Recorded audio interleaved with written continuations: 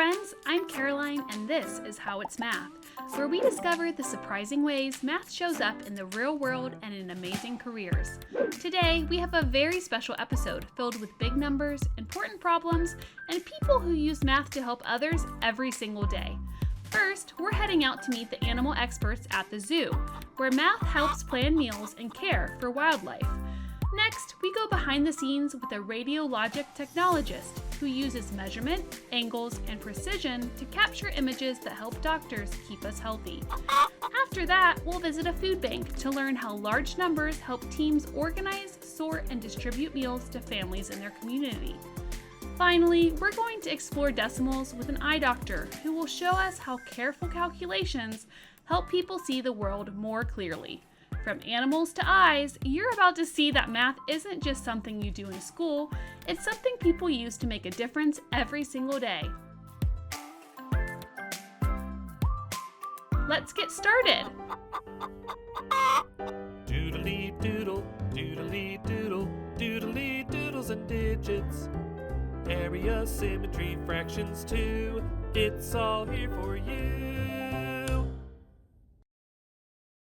Have you ever wondered what it takes to feed hundreds of animals at the zoo? It's not just scooping out food, it's math. At the Toledo Zoo, zookeepers use math every single day to make sure animals get just the right amount of food to stay happy and healthy. From measuring buckets of fish for penguins to cutting up fruit for primates, math is a secret ingredient in every meal. Let's go behind the scenes to see how numbers keep the zoo running. My name is Carmen Volante and I'm a commissary steward at the Toledo Zoo. It's kind of like working in a grocery store for animals. We put together various diets and help order diets for all the animals, and we prep fruits, vegetables, meat, fish, all different kinds of basically any food type that they would need, even enrichment items like cranberries, cherries, strawberries, stuff like that, popcorn. An enrichment item is something that might not necessarily be a part of an animal's everyday diet, but it's kind of like a treat, like a dog or a cat treat.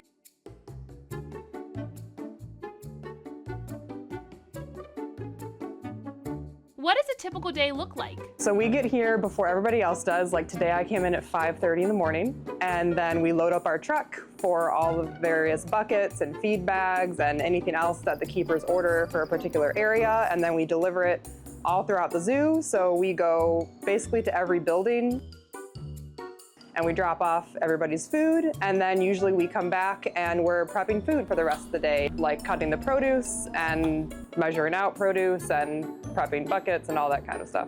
How does the zoo use math? We use math. We're obviously measuring things every day, so the animals get a certain amount of food every day that the keepers will cut up. We're also doing things like calculating an increase in a diet if the vet staff decides that the animals need a little bit more food, especially for like nursing moms. If there's babies involved, usually they get a little bit of a bump because it's hard being a mom and there's extra nutrition needed there. And then obviously as the baby grows, they need more and more food. Also the other direction as far as a decrease goes, if maybe an animal is gaining a little bit too much weight, and we can do a diet decrease as far as cutting a little bit of a certain amount of food or a certain type of food out to drop the weight a little bit. And then also when we get a new animal, if we get more of a certain animal in, then we need to increase the entire group's amount of food.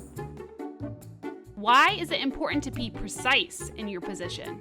Going back to like an animal's weight is obviously if I were to accidentally measure a bunch of extra, especially fruit with some animals, certain species, like we don't want a lot of reptiles to get a lot of sugar and things like that. So if we were to give them too much for a long period of time, we could actually accidentally harm them. So that's why we weigh things out, and then the keepers even kind of re-weigh things out so that we know that it's accurate. We have large animals that are obviously eating like big scoops of grain every day, but then we have little animals that are only eating even like a tablespoon of a certain ingredient, like some of our birds, for example, that will only get half a cup of papaya or something like that. So it's really important, even for smaller animals, to be really accurate because it can affect them quicker because they're so small.